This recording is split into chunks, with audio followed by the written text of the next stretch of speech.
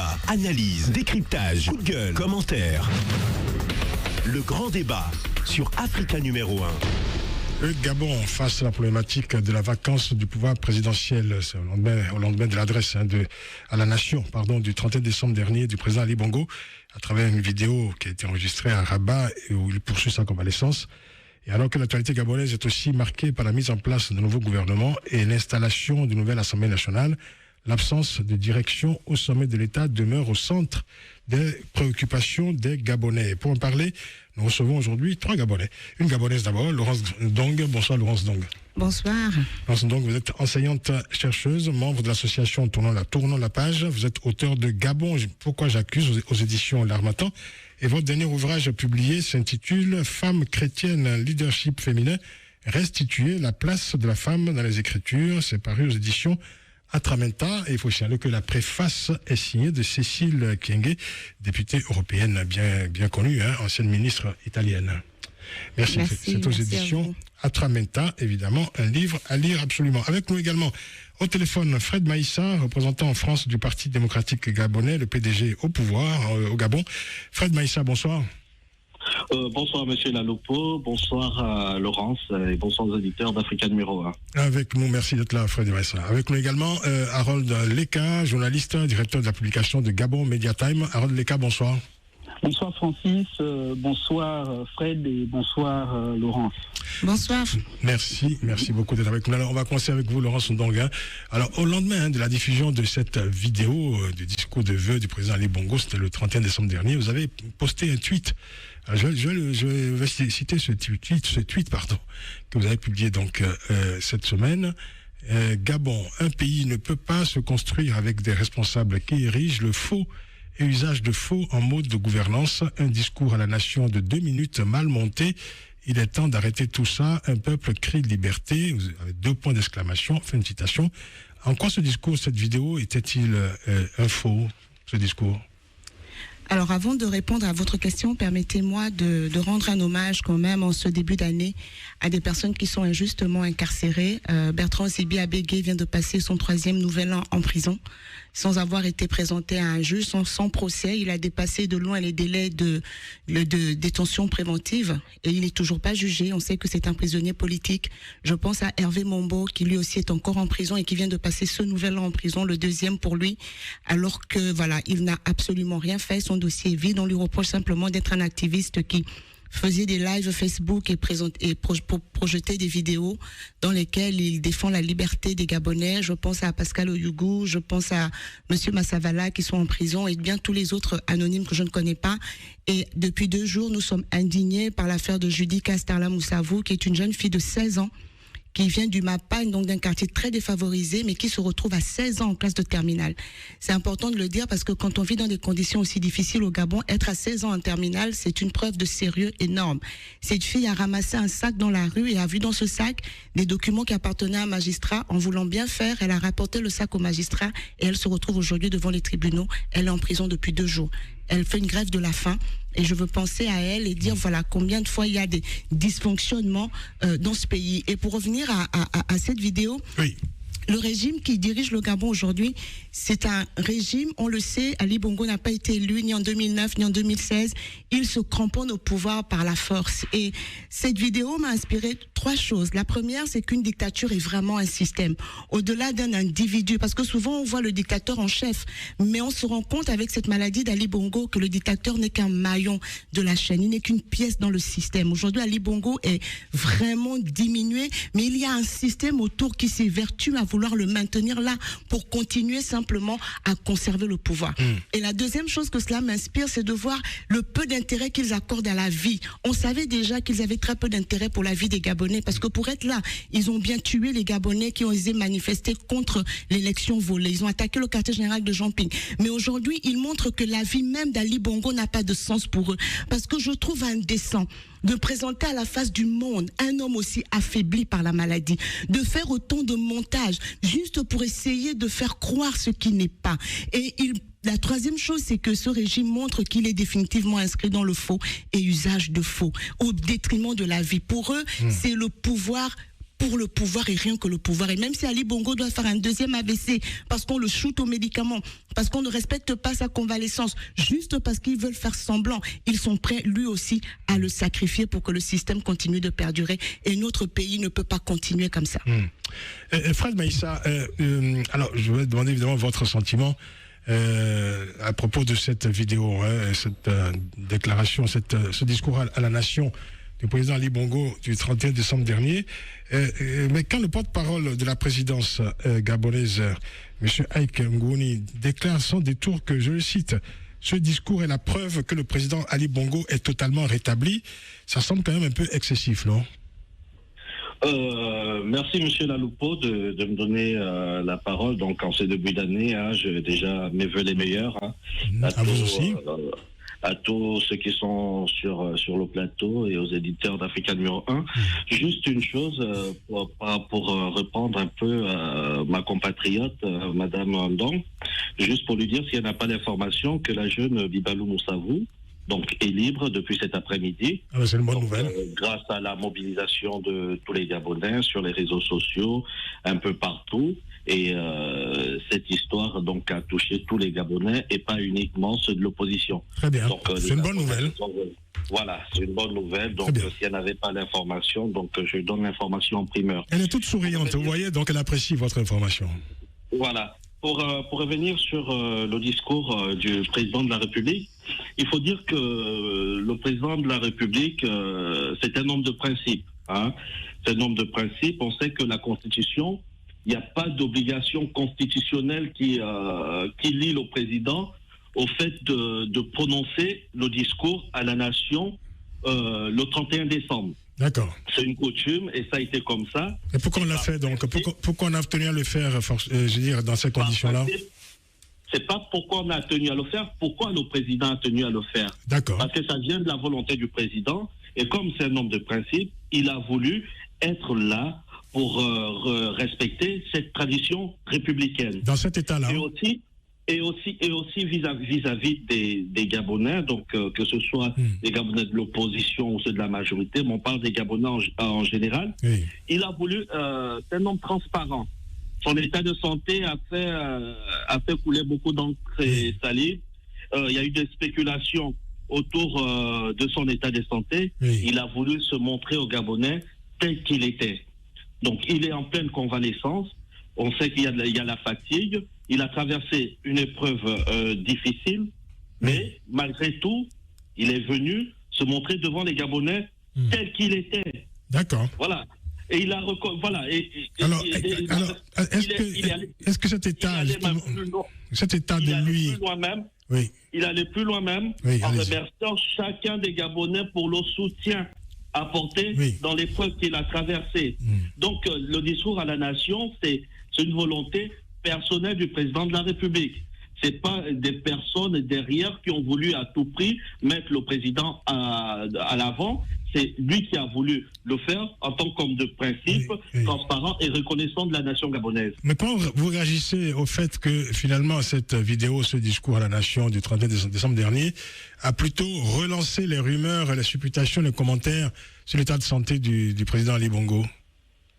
Des rumeurs, le président lui-même dans sa vidéo, il a dit, comme tous les Gabonais, comme tous les êtres humains, il y a des phases de la vie qu'on traverse. Et là, il traverse une phase de la vie que vous ou moi pouvions traverser à n'importe quel moment. Voilà. Et c'est un humain, donc il traverse cette phase, il est en convalescence, il a donné rendez-vous au Gabonais prochainement, il termine sa phase de convalescence et il sera de retour bientôt au Gabon. Alors justement, sur le plan humain, Fred Maïssa, ma question était celle-ci précisément. Est-ce que l'état du président Ali Bongo, tel que cela a été perçu par les Gabonais à travers cette vidéo, rassure les Gabonais sur sa capacité à revenir aux commandes de l'État? Mais ça rassure les Gabonais. Ah oui. Moi, j'étais encore à Libreville il y a quelques jours.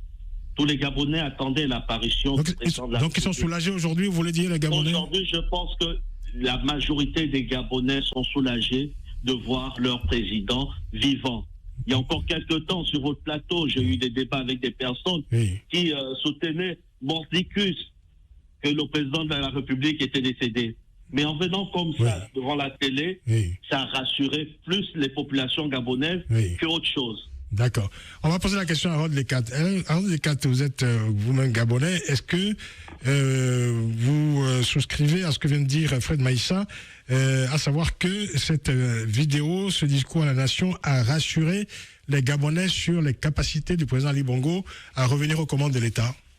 Écoutez, avant d'intervenir sur la vidéo du président, je souhaiterais d'abord revenir sur la jeune demoiselle qui est toujours en ce moment dans les locaux du tribunal, donc elle n'est pas encore libre. Ah là là, décidément. Vous voyez, les informations contradictoires quand même, c'est extraordinaire, parce que et Laurence nous dit, voilà, cette jeune femme de 16 ans... Elle est actuellement au tribunal, elle est en train de comparaître devant le juge pour... Fred Maïssa nous dit, elle vient d'être libérée, vous nous dites que pas du tout. Et Harold Lecat se trouve au Gabon, je précise.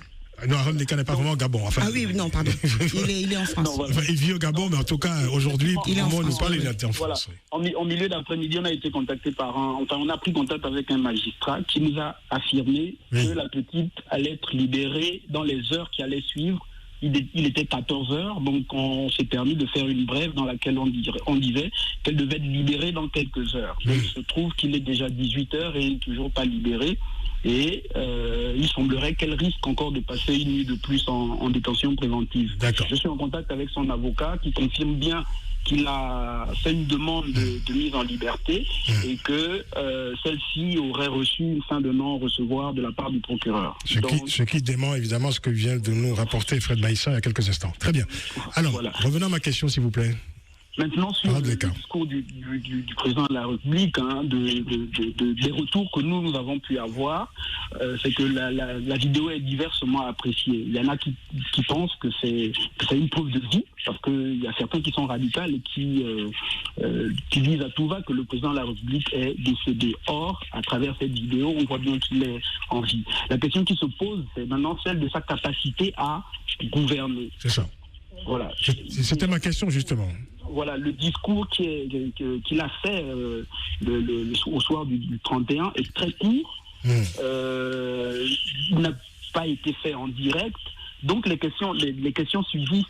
Les questions subsistent et il y a toujours une partie de l'opposition qui estime qu'il faut une expertise médicale pour déterminer si oui ou non le président de la République est apte à gouverner ou pas. Alors, Laurence, donc c'est vrai que quand on entend les réactions, parce que Fred Maïssa manifestement n'a pas écouté les mêmes réactions que d'autres, parce que les réactions sont quand même... Alors, il y a même des Gabonais qui ont avancé l'idée que ça s'agissait d'un sosie, c'est-à-dire parler de ce qu'on appelle désormais un deepfake, c'est-à-dire un montage évidemment d'images. Évidemment, tout cela est tout à fait discutable. En tout cas, ça fait partie des commentaires et des rumeurs de manière générale. Mais est-ce qu'on peut dire aujourd'hui que est-ce que je vais vous poser la question autrement. Est-ce que cette vidéo était indispensable? Alors, je veux porter le débat au-delà de cette vidéo. Oui. Parce que cette vidéo n'est qu'un élément dans la stratégie de conservation du pouvoir. Oui. Parce que c'est de ça qu'il s'agit. Mais alors, est-ce que cette stratégie est efficace à travers cette vidéo, cette vidéo? Le problème, c'est que ces gens ne sont pas dans l'efficacité. Ils sont dans la fin qui justifie les moyens. Ils nous ont pondu le casse du siècle en 2016, c'est-à-dire la fraude électorale jamais vue nulle part, la plus grotesque qui soit. Ali Bongo s'est proclamé président en ayant remporté l'élection dans 2 provinces sur 9 et dans une où la population a été gonflée. On nous a pondu un 99% de taux de participation, 96% des voix en faveur d'Ali Bongo. On voit bien, alors que mathématiquement c'est impossible. Ces gens ne sont pas dans l'efficacité, ils ne sont pas dans la logique, ils sont dans la fin justifie les moyens. Et la fin pour eux, c'est la conservation du pouvoir. Ils sont prêts, ils l'ont montré. Marie-Madeleine Bouranto, la maîtresse d'Omar Bongo, président de la Cour constitutionnelle à vie, n'a pas hésité à modifier la Constitution pour introduire une certaine notion de vacances temporaires dont on n'avait pas besoin. Ça aussi, c'est du jamais vu. Une Constitution est modifiée soit par référendum, soit par les 2 chambres du Parlement réunies en congrès. Mais là, on a un individu avec les 8 membres de sa cour qui s'enferme et qui, au nom du peuple gabonais, modifie une constitution. Il s'en foutent. Tout ce qui les intéresse, eux, c'est de s'inscrire dans ce paraître pour continuer à conserver le pouvoir. Et ils sont dans cette stratégie. Et ça, ils sont capables de nous le pondre jusqu'en 2023 tant qu'Ali Bongo est vivant. Aujourd'hui, on sait bien qu'il est hémiplégique. Quand on écoute cette vidéo au ralenti, on voit bien qu'il n'a pas toutes ses facultés. Il y a des mots aujourd'hui qu'il n'arrive pas à prononcer. Il a tout le côté droit paralysé.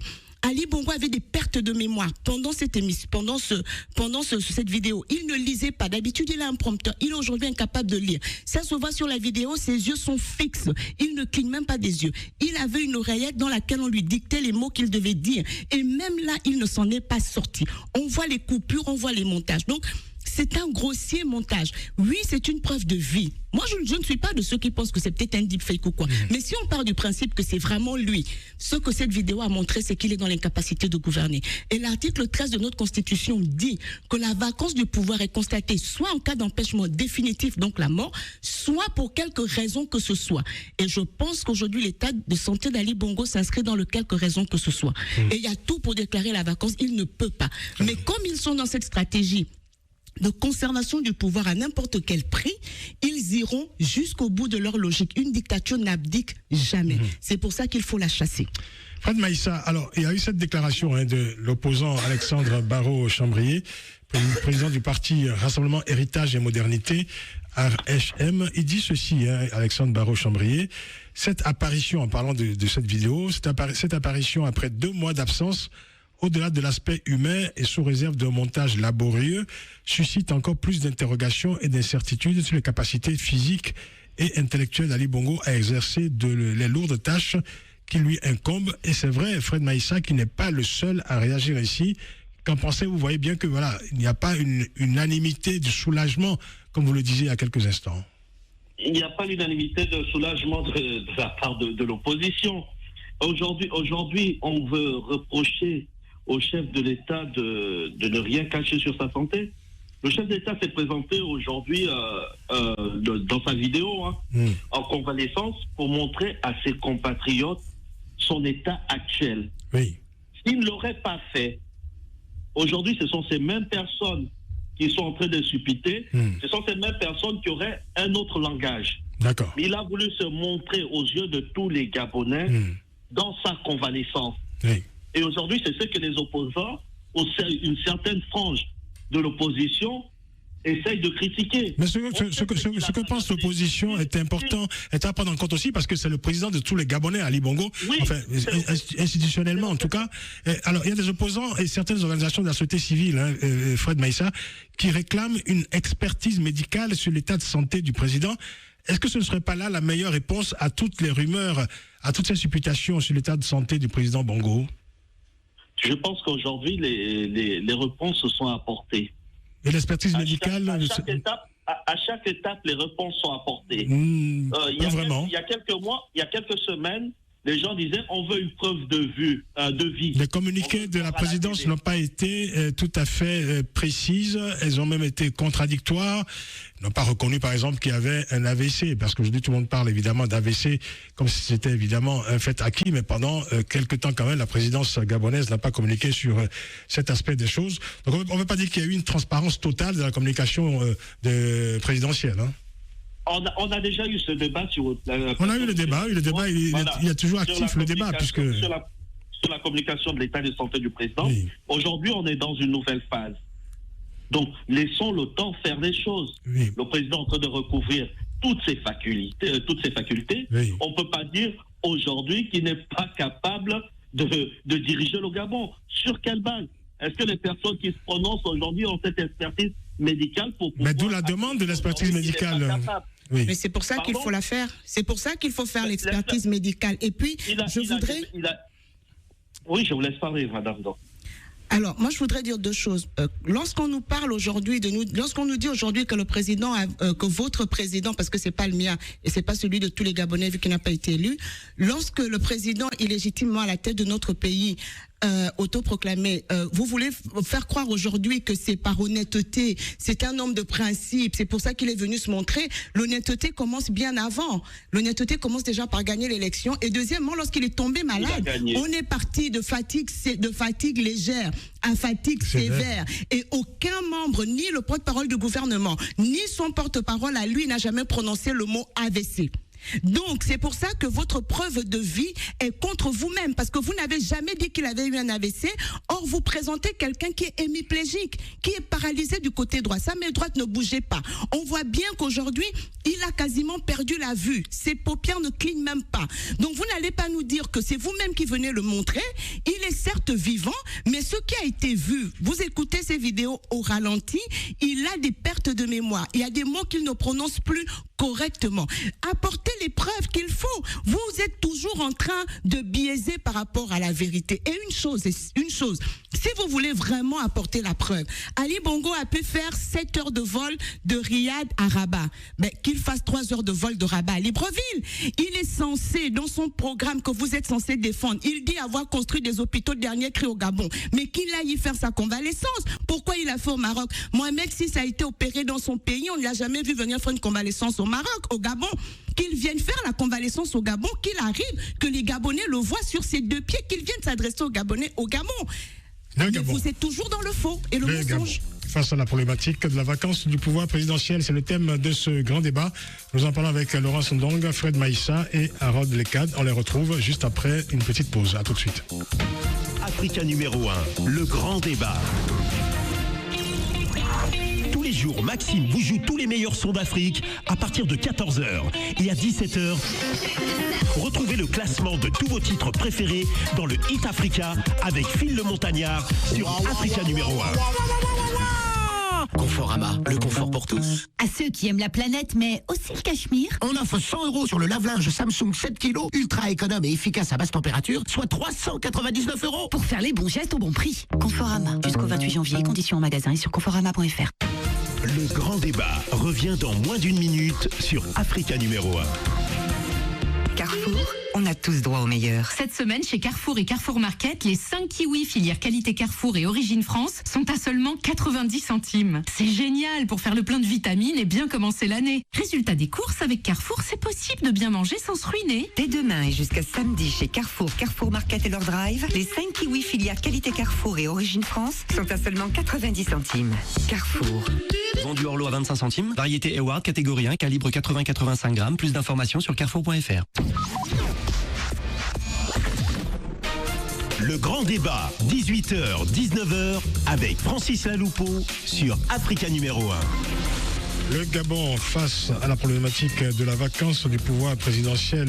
Nos invités pour en parler, Laurence Ndong, enseignante chercheuse, membre de l'association Tournons la page. Nous sommes également accompagnés de Fred Maïssa au téléphone, représentant en France du Parti démocratique gabonais, le PDG, et Harold Lekad, journaliste, directeur de l'application de Gabon Media Time. On va rejoindre à présent. Harold, vous êtes avec nous toujours, hein? Oui, je suis là. Et je voudrais revenir je vous laisse intervenir parce qu'on vous a entre-temps écarté du débat, mais involontairement. Voilà. Donc je disais que M. Maïssa disait tout à l'heure que qu'il n'y avait que l'opposition qui avait émis des réserves par rapport à la dernière sortie d'Ali Bongo. Oui. Mais on a quand même les réactions de Mike Moussi, qui n'est pas arrangé dans un camp ou dans l'autre de l'opposition ou de la majorité, qui dit qu'en fait, après avoir visionné la vidéo du président de la République, qu'il s'agit quand même d'une exposition qui outrepasse le caractère humain, qu'on pourrait comme ça présenter d'un chef d'État. Et finalement, lui, un Ali Bongo qui était digne et qu'il fallait peut-être chercher qu'une autre personne assume les fonctions de président de la République. Un autre responsable d'une ONG qui est médecin, Ephraim Akumbu, lui dit personne n'est infaillible face à la maladie, mais qu'est-ce qui a bien pu pousser le président de la République a accepté de se présenter ainsi à la face des Gabonais, quoi. Oui. Voilà. Donc au-delà des politiques, il y a aussi des membres de la société civile qui réagissent. Vous voulez dire qu'on peut douter même, je dirais, de la volonté et de la décision d'Ali Bongo lui-même pour en ce qui concerne la fabrication de cette vidéo? Voilà. Voilà, c'est du moins le commentaire que fait un médecin qui est responsable d'une ONG, en fait. Il dit, voilà, personne n'est infaillible face à la maladie, d'où qu'elle vienne, mais il fallait peut-être surseoir la diffusion de cette vidéo. Ne pas montrer un chef de l'État diminué voilà, à la face du Gabon. Tout à fait. Mais rapidement. Les indignations vont au-delà des Gabonais.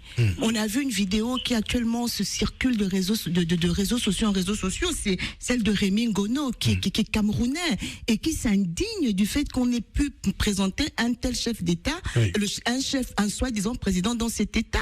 On a la presse internationale, on a vu cette journaliste du Covenant qui a écrit justement que cette vidéo est une preuve que ce régime s'est installé vraiment dans le faux et usage de faux. Donc les indignations vont au-delà même de l'opposition gabonaise ou même du simple citoyen gabonais. Et c'est ça le malheur de notre pays aujourd'hui, c'est que ces gens ont réussi non seulement à ruiner un État qui avait tout pour être riche, pour être un Eldorado. Ils ont réussi à le mettre à terre, socialement, nous en parlerons peut-être, politiquement. Mais aujourd'hui, de par leur attachement au faux, le Gabon est devenu la risée de tous les autres peuples. Et ça, c'est inacceptable. On ne peut pas le défendre. Nul ne peut défendre de tels agissements. Parce que même M. Maïssa n'est pas médecin lui-même. Quand il dit qu'Ali Bongo est en train de recouvrer ses facultés, il n'en sait rien non plus.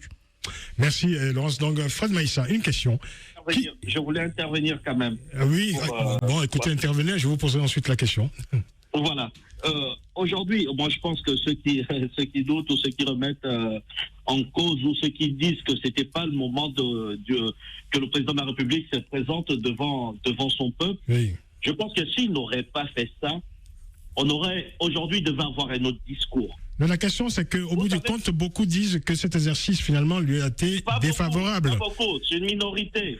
Il faut pas englober. C'est une minorité. C'est vous qui jugez de la minorité. Vous avez fait des statistiques. Oui, c'est une minorité. Mais vous avez des statistiques. Vous avez fait un sondage. Je vous prends par exemple. Vous prenez. Il y a eu beaucoup d'interviews qui sont passées au niveau du Gabon, où les Gabonais pouvaient manifester leurs sentiments et nous rassurer, dire qu'ils étaient rassurés. Non, mais alors, vous parlez de minorité, Fred Maïssa. Je vous cite à nouveau ce qu'a dit le porte-parole de la présidence, Ike Ngoni, au lendemain de la diffusion de cette vidéo.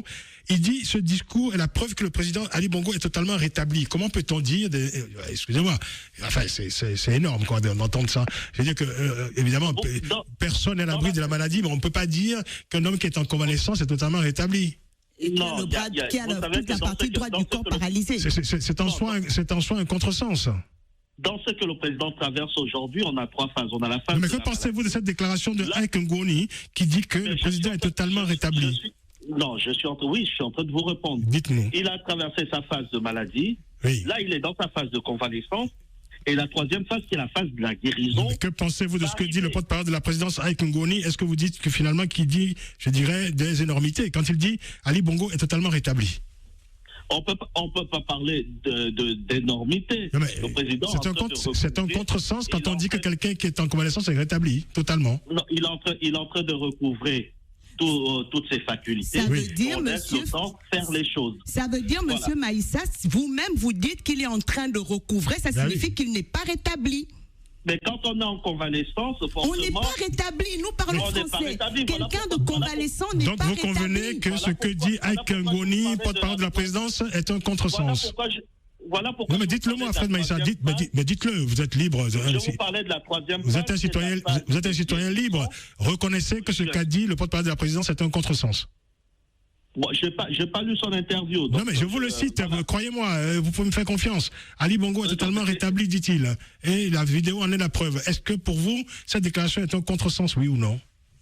Je ne pourrais pas dire que c'est un contresens. Le président est en train de recouvrir ses facultés, donc il est sur la voie de la guérison et il est en train de se rétablir. Vous ne voulez pas vous fâcher avec vos amis du PDG, c'est ça, non? Mais écoutez-le, il se contredit lui-même. Il dit, je ne peux pas dire que c'est un contresens, mais il est en convalescence et il est en train de se rétablir. En gros, il n'est pas rétabli. C'est tous ces mensonges-là qui fatiguent les gens. Laurence, on ne va pas accabler Fred Maïssa. On comprend bien qu'il n'a pas envie de se fâcher avec ses amis. Ça, on peut le comprendre. Bon, on va avancer un peu dans le débat. Je vais vous poser la question. Qui gouverne aujourd'hui au Gabon avec Fred Maïssa? C'est le président de la République qui gouverne aujourd'hui. Ah bon? C'est le président de la République qui gouverne. il travaille avec son cabinet chaque jour. Il travaille chaque jour.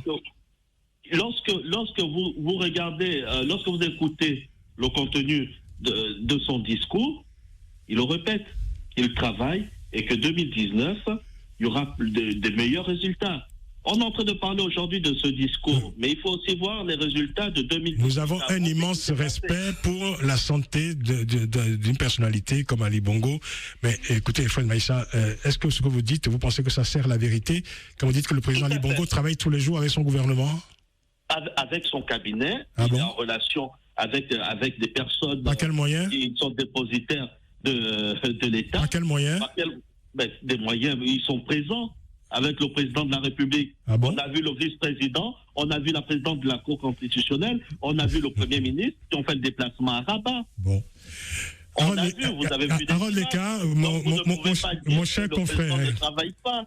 Harold Leka, mon cher confrère, vous êtes journaliste, directeur de la publication de Gabon Media Time. Que pensez-vous de ces réponses que m'apporte Fred Maïssa quand je lui demande qui gouverne aujourd'hui au Gabon? À le dire, dans une interview accordée hier, enfin publiée hier sur Gabon Media Time, le porte-parole de la présidence de la République affirme que le président est totalement remis de ses ennuis de santé. Il va bien, il travaille quotidiennement et comme il l'a dit lui-même dans son discours de vœux, il sera de retour très prochainement au Gabon. Dans ces conditions, affirmer que le chef d'État est mal en point relève au mieux de la mauvaise foi, au pire de la malveillance. Donc, pour le porte-parole du président de la République, de la présidence de la République, le chef de l'État va bien. Bon, d'accord. Mais qui gouverne aujourd'hui le Gabon? Mais je ne sais pas qui me répond là. C'est Fred Maïssa ou Harold Leka? Non, c'est Harold Leka. Je ne veux pas me prononcer, mais moi je m'en tiens à ce que dit le porte-parole de la présidence de la République. Là, c'est Fred Maïssa. Non, là, c'est Harold Leka. Harold Leka, d'accord, très bien. Ok. Pour lui, c'est Ali Bongo qui dirige le Gabon parce qu'il n'est plus convalescent. Oui. Non, mais que pensez-vous de la réponse de Fred Maïssa quand il dit Ali Bongo travaille tous les jours avec son cabinet? C'est difficile qu'une personne qui n'arrive pas à prononcer un discours de plus de 5 minutes soit en mesure de tenir une audience d'1 heure. Donc, j'émets toujours des réserves sur sa capacité à le faire. Oui. Voilà. Laurence Ndongo, alors, juste avant l'hospitalisation d'Ali Bongo à Riyad, le Gabon venait d'engager un programme sur les recommandations du FMI, un programme de redressement économique qui devait permettre donc au pays de sortir de cette crise économique qui s'est accentuée depuis 2016. Dans ce contexte politique très particulier qu'on évoque depuis tout à l'heure, quelle est la situation sociale et économique dans le pays aujourd'hui? Écoutez, la situation économique est celle qu'ils ont créée. Aujourd'hui, le Gabon est en faillite. Le Gabon, aujourd'hui, est quasiment en cessation de paiement. C'est déjà une honte. J'ai vu le supposé le directeur de cabinet d'Ali Bongo qui a fait un post Facebook se vantant de ce que le FMI leur avait accordé de l'argent. Je me suis dit, mais ces gens-là n'ont vraiment aucune dignité. C'est une honte pour un pays comme le Gabon de se retrouver aujourd'hui dans un programme de redressement du FMI. S'ils avaient géré le pays correctement, le pays n'en serait pas là.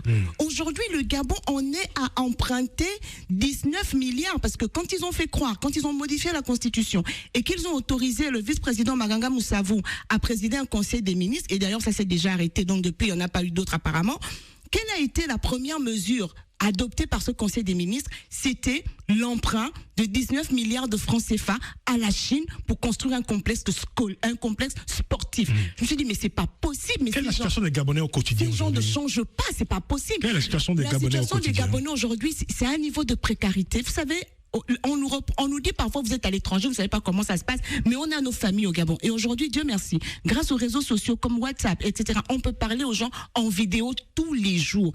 Je vous assure, vous allez au Gabon, il y a des épiciers, en général, ce sont des Mauritaniens qui vendent de la nourriture. Donc c'est de la viande qui est congelée, on ne sait depuis combien d'années, d'où elle vient, on n'en sait rien. Bref, mais quand ils vendent leur viande, ils ont l'habitude de la trancher, donc ils ont des scieuses qui tranchent la viande. Donc, quelle que soit la viande, le poulet, le bœuf, le poisson, ils tranchent tout. Cette sciure qui reste, aujourd'hui, ils en font un tas de sciure, de tout mélange de viande. Ils en font un tas et ils vendent ça en sachet. Les Gabonais achètent ça pour manger.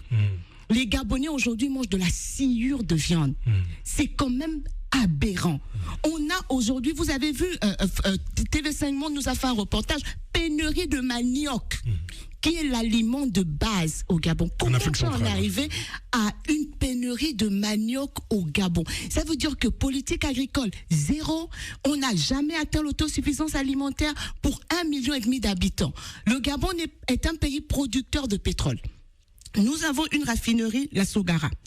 La Gabon Oil Company, la GOG, a retiré à Sogara parce que Sogara raffinait le brut et le transformait en carburant, etc. Et lorsqu'il y avait pénurie, c'est Sogara qui était chargé de se ravitailler sur les marchés internationaux pour apporter le carburant au Gabon. Cette prérogative a été retirée à la Sogara. C'est la GOC qui se l'est maintenant appropriée, la Gabon Oil Company. Et figurez-vous qu'ils se sont retrouvés à acheter du pétrole au Togo. Ah oui. Du carburant au Togo qui n'est pas un pays producteur de pétrole. Et aujourd'hui au Gabon, le litre de carburant, l'essence coûte 750 francs, alors qu'au Togo c'est 550. Donc le carburant coûte plus cher au Gabon qu'au Togo, alors que le Gabon est un pays pétrolier. Et en un an, le carburant a augmenté 4 fois. On ne peut pas à ce point asphyxier un peuple. Ce n'est pas possible.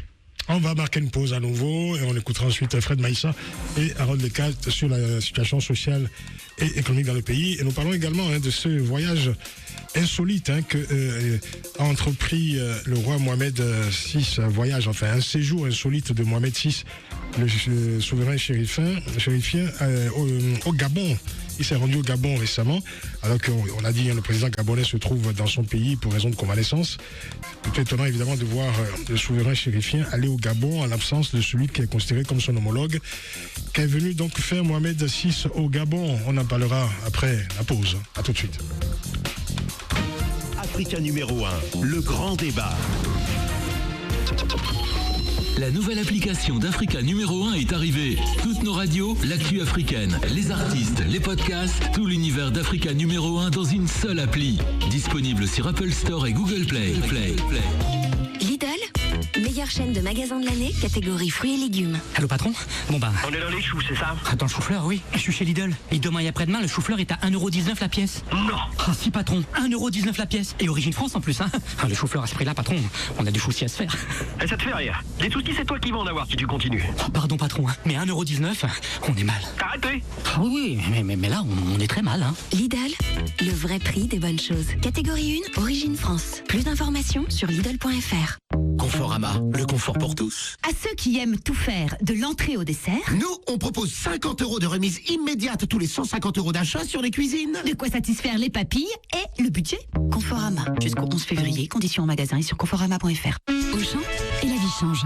Et pendant les 125 jours Auchan, ce sont les photos de Cyril qui changent. Avec le smartphone Huawei P20 Lite 64 Go à 249,90€. Waouh, double capteur photo. Et avec cet effet flou intégré, on pourra plus jamais dire que tes photos sont ratées. Jusqu'à samedi, vos hypermarchés Auchan et Auchan.fr proposent le smartphone Huawei P20 Lite 64 Go à 249,90€ et vos photos changent. Auchan. Don éco-participation 2 centimes, kit main libre recommandé DAS 0,75 watts par kilo. De 18h jusqu'à 19h, le grand débat avec Francis Laloupeau sur Africa numéro 1. Actualité gabonaise, le Gabon face à la problématique de la vacance du pouvoir présidentiel. Vos invités, Laurence Ndong, Fred Maïssa et Harold Lecat. Harold Lecat, un mot sur la situation économique et sociale. Elle est aussi alarmante que vient de le décrire Laurence Ndong ou pas? Bon, il est vrai que il y a des fronts sociaux un peu partout. Récemment, par exemple, il y a la société Sogatra qui verra la société gabonaise de transport, dont 140 agents ne pourront pas percevoir leur salaire du mois de décembre, après une décision du ministre, suite à un mouvement de grève qu'ils ont observé mercredi dernier, et au cours duquel ils ont séquestré le membre du gouvernement dans les locaux de l'entreprise, et il s'en est suivi la suspension de salaire pour 140 d'entre eux. Et des fronts sociaux comme ça, il y en a un peu partout.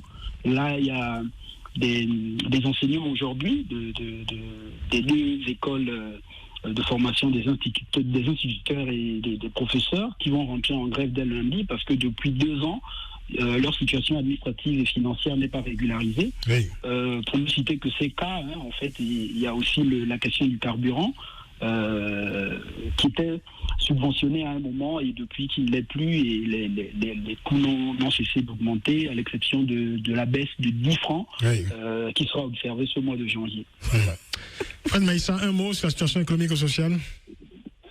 Sur la situation économique et sociale, ça me fait ricaner lorsque Madame Ondo dépeint un Gabon catastrophique. Moi, je reviens du Gabon il y a quelques jours.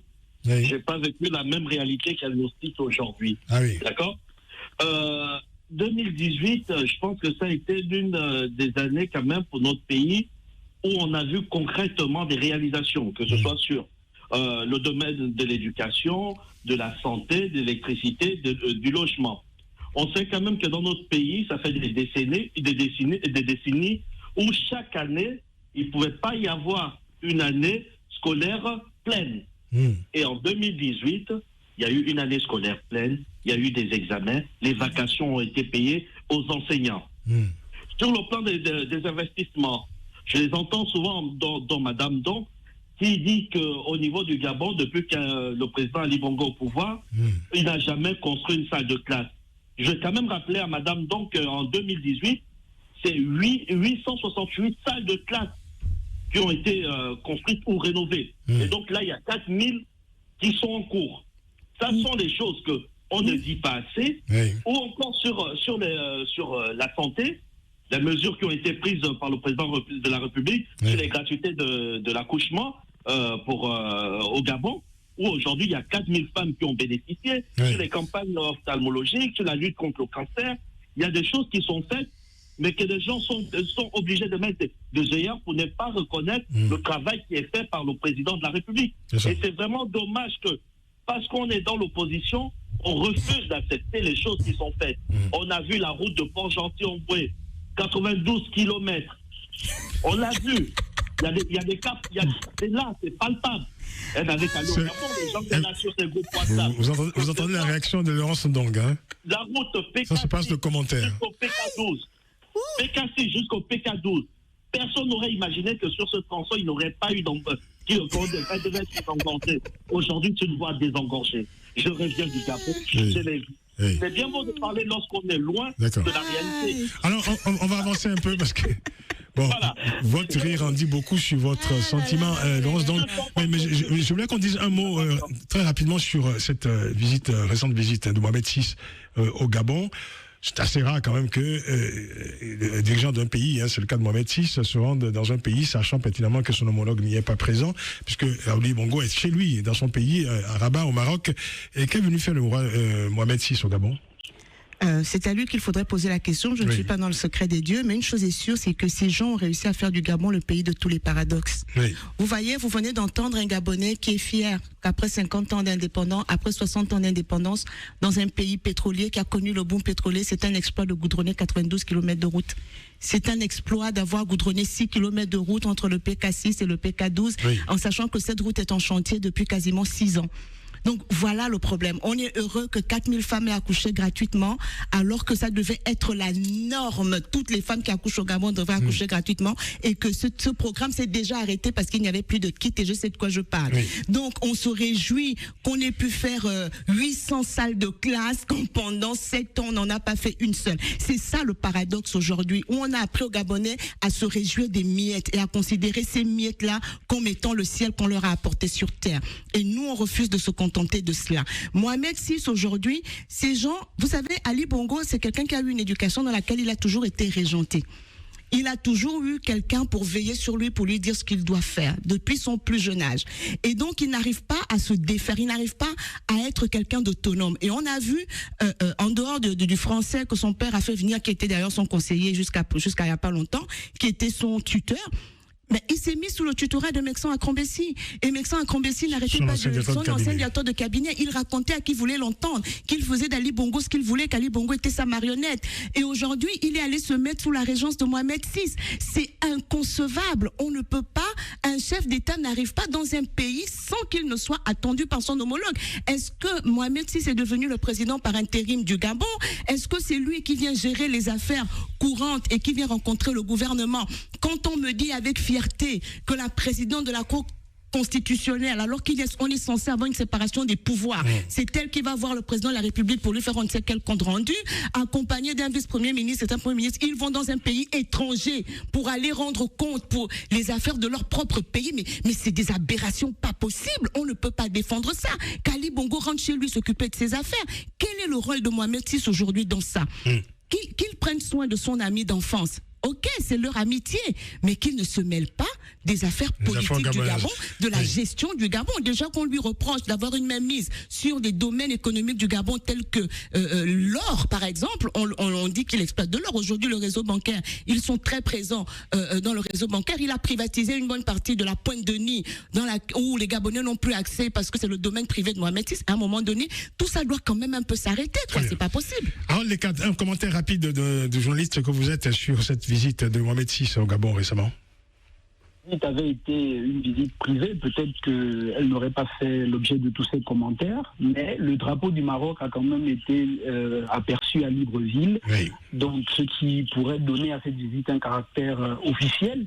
Et j'émets les mêmes doutes et je me pose les mêmes questions que toi, Francis, par rapport à cette visite du roi Mohamed VI à Libreville en l'absence de son homologue gabonais. Voilà. C'est assez étonnant d'ailleurs. Hein.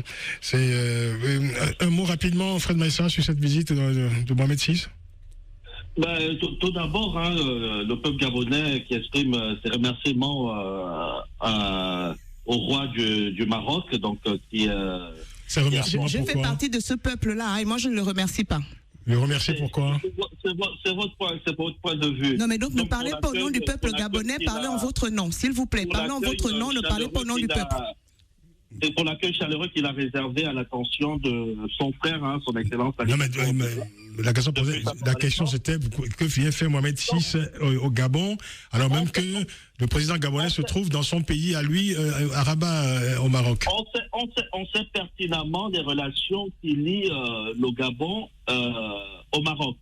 Des relations aussi familiales qu'il y a entre la famille royale, oui. Mais le Gabon, de relations fraternelles. Mais le Gabon, c'est pas un patrimoine familial. Fraternelle. Cette relation fraternelle. Mais là, on vous parle des questions étatiques, vous me parlez de famille. Tout à fait. Mais voilà, c'est dans ce cadre que le roi du Maroc était en séjour au Gabon. Sans la présence du président gabonais. Mais est-ce que le président gabonais a besoin d'être au Gabon pour que le roi vienne en visite? Donc tous les présidents du monde peuvent aujourd'hui venir au Gabon en visite officielle en l'absence du chef de l'État gabonais. Personne n'a parlé de visite officielle. C'est vous qui définissez cette visite. C'est une visite privée alors, c'est ça? C'est une visite, il est venu dans le cadre d'une visite privée. Vous l'affirmez. Il a choisi notre très beau pays qui est un havre de paix, qui offre des endroits magnifiques pour venir se reposer. Donc, pour le tourisme de notre pays, il a choisi la destination gabonaise, et les Gabonais, dont moi, en sont fiers. Il a choisi le Gabon pour venir passer ses fêtes de fin d'année. Donc, il n'y a pas, s'il y avait eu une visite officielle, on devait en parler partout dans les médias, il devait être accueilli par qui de droit, mais ça n'a pas été le cas. Merci beaucoup. J'étais à Libreville pendant le séjour du roi du Maroc. Il n'y a eu aucun protocole d'État. Pourtant, c'était. Un seul drapeau qu'il y avait à l'aéroport. Oui, mais l'affaire a quand même été relayée abondamment dans les médias. Ce sont les médias qui ont relayé. Mais vous n'avez vu aucune note officielle qui stipulait que le roi du Maroc est en visite officielle au Gabon. On y reviendra. C'est dans le cadre privé. Et on se félicite encore qu'il ait choisi notre pays. On y reviendra et on vous invitera pour commenter évidemment la suite de cette affaire un peu insolite quand même. Il nous reste 2 minutes d'émission. 1 minute, Laurence, donc pour conclure. 1 minute. Ce que je veux simplement dire, c'est que ce régime, en fait, a montré qu'il n'a pas de frein. Pourquoi il n'a pas de frein? Parce qu'ils se sont installés dans 50 ans d'impunité. Ça fait des années qu'ils tuent. qu'ils pillent. Et aujourd'hui, ils sont dans cette logique. Rien ne les arrête. Et c'est cette impunité que dénonçait le docteur Denis Mukwege dans son allocution lors de la réception du prix Nobel de la paix 2018. Il dénonçait cette impunité de ces dirigeants africains qui font de leur peuple ce qu'ils veulent en mal. Et personne ne réagit et personne ne leur fait rien. Ils se sentent tout puissant. Et même lorsque la maladie, comme l'AVC d'Ali Bongo, vient leur rappeler quand même qu'ils sont des humains. Mais plutôt que de s'arrêter et de prendre du recul, ils en font encore de plus belles. Et c'est pour ça que je veux dire au peuple gabonais que la solution pour nous libérer de ce pouvoir est entre nos mains. Personne ne viendra à notre secours. Cette dictature n'abdiquera pas. Ils sont prêts à continuer de manipuler la Constitution, de manipuler les textes de loi, de continuer de faire des fausses vidéos. Bientôt, ils vont nous emmener des faux décrets signés par un Ali Bongo mort-vivant. Tout ça juste pour rester au pouvoir. Mobilisons-nous et que 2019 voit la chute enfin de cette dictature. Merci Laurence, donc merci beaucoup. Je vais remercier les amis qui ont contribué au débat sur Facebook. Je vais en citer quelques-uns. Afrique libérée, la liberté, c'est son nom. Sob Edri Brice nous a envoyé quelques commentaires également. Pur jus d'orange, c'est son nom également, qui nous a envoyé quelques commentaires. Moussa Touré et Blandine Obouné et Bang aussi qui a contribué à ce débat sur Facebook. Merci à vous Laurence Ndong. Je rappelle le titre de votre dernier ouvrage. Femme chrétienne, leadership féminin, restituer la place de la femme dans les écritures aux éditions Atramenta. Fred Maïssa est avec nous, représentant en France du PDG, Parti démocratique gabonais, et Harold Leka, mon confrère, journaliste, directeur de la publication de Gabon Media Time. Merci beaucoup. Merci à Valentin Blanc qui a réalisé cette émission. Vous pouvez la réécouter cette émission en podcast dès ce soir sur notre site africa1.com. Bonne soirée à toutes et à tous à l'écoute d'Africa numéro 1 et prenez grand soin de la beauté des choses. Essayez en tout cas. Africa. Retrouvez le grand débat 24h sur 24 en podcast sur le site www.africa1.com. Rubrique Le Grand Débat.